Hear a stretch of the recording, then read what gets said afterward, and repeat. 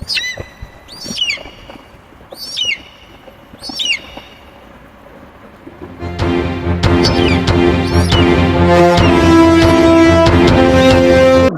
Habibie, atau Baharudin Jusuf Habibie, adalah seorang tokoh politik dan insinyur asal Indonesia yang memegang jabatan sebagai Presiden ketiga Indonesia.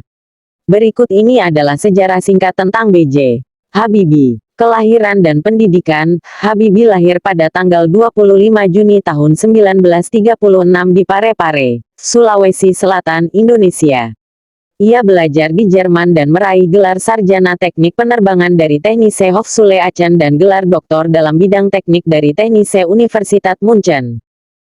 Kembali ke Indonesia. Setelah menyelesaikan pendidikan dan bekerja di berbagai negara, Habibie kembali ke Indonesia pada tahun 1974 dan menjadi penasihat penerbangan untuk pemerintahan Presiden Soeharto.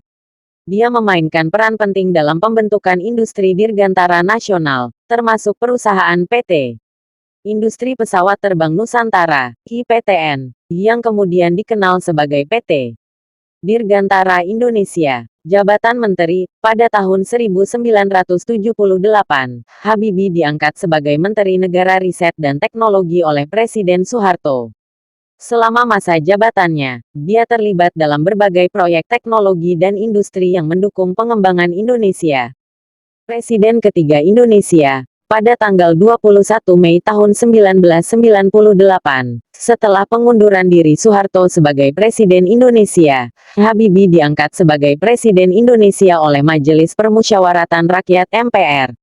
Ia adalah presiden pertama yang dipilih oleh MPR setelah reformasi politik dan penggulingan Soeharto. Masa pemerintahan. Pemerintahan Habibie singkat, berlangsung dari 1998 hingga 1999.